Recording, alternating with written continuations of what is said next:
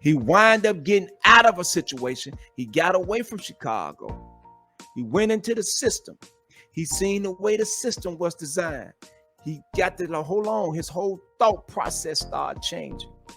Now when he come home, now he's no longer in the city. Now he can see clear. So that salute this young man for what he's saying.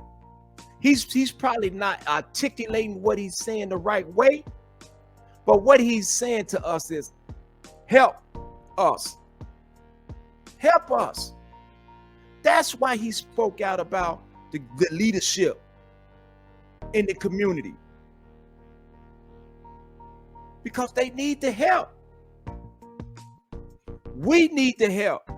I ain't gonna just say they need the help. We need the help.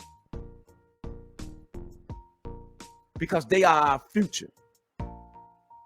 They are our present and they are our future. We're their past and their present. We connect together in the present. So what are we giving them in the present in order to lead on into the future? Let's ask ourselves that question. And let's stop being naive to what's going on. Now, let me speak on the brothers and the sisters throughout the rest of the country. I've been inside that Federal Bureau of Prison, and I've done a lot of traveling in my life when it comes to moving around these different states. And you have some beautiful brothers and sisters all over this country. You have beautiful men and women all over this country. You also have that remnant, the same things that you see going on in urban cities like Chicago. You have these same things. So I'm not forgetting them. Because when I speak for everybody. The good, the bad, and the ugly. I'm not just speaking for Chicago, and I'm from there. But I also see the good in other places. So I'm not so arrogant to say somebody from another particular part of the country is slower than where I'm from. I'm not going to say that. I'm going to give them their respect. Because they deserve the respect like everybody else deserves respect. They deserve respect. And I'm going to give them their respect. All I'm asking us to do is let's get out of our own way. Let's get out of our own small, minuscule thinking and focus on the overall plan. So I'm calling on any and everybody. I don't care where you from. If you are a clergyman, you're a social worker, you are a politician who has the community health and well-being in the right place. I'm not just calling on any politician, because a politician come in, all they want to do is shake your hand, kiss the babies, and make you promises, and then they get to where they're going, they only remember you. I'm talking about the politicians who truly care about the peoples. I'm talking about the educators, because we all have to be re-educated. Before we can start talking about re-educating the young men out here in these streets, we first got to start with educating ourselves, the mothers and the fathers, because that's where it started from. Then we can start educating them. But we got to educate ourselves, and it's got to be done.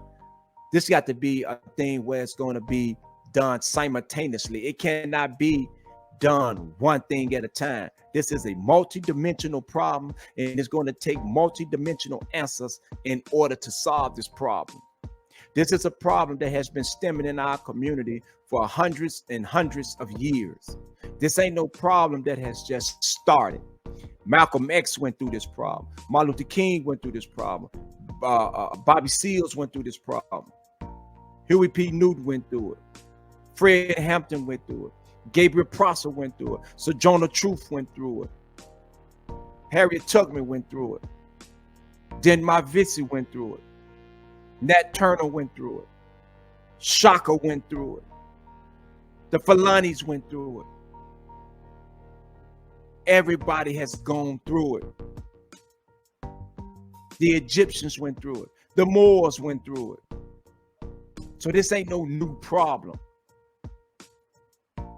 We just got to go back and study history and see that this is an ongoing problem.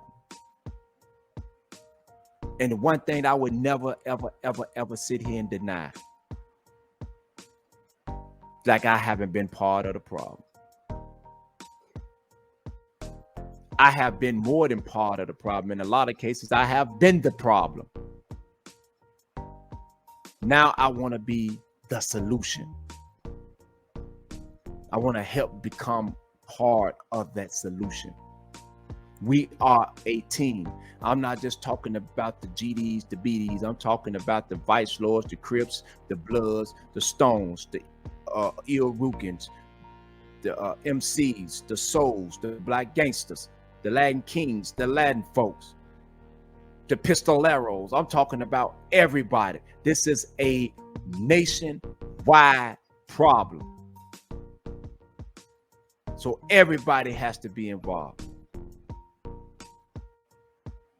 Everyone must do their share. Everybody has a responsibility. For we make up this whole community, this United States community, as a collective, as individuals that come together as a collective. And y'all know what I'm saying. Yes, I went to the OS, but the actual word says everyone must do their shit. Everybody has a responsibility, for we make up the organization as individuals who have come together as a collective.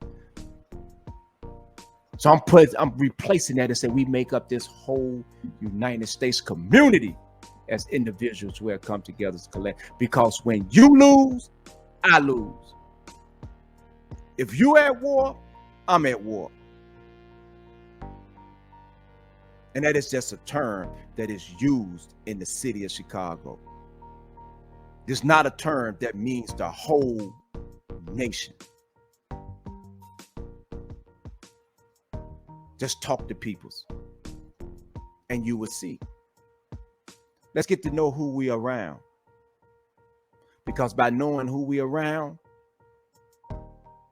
then we can basically see ourselves and know ourselves better.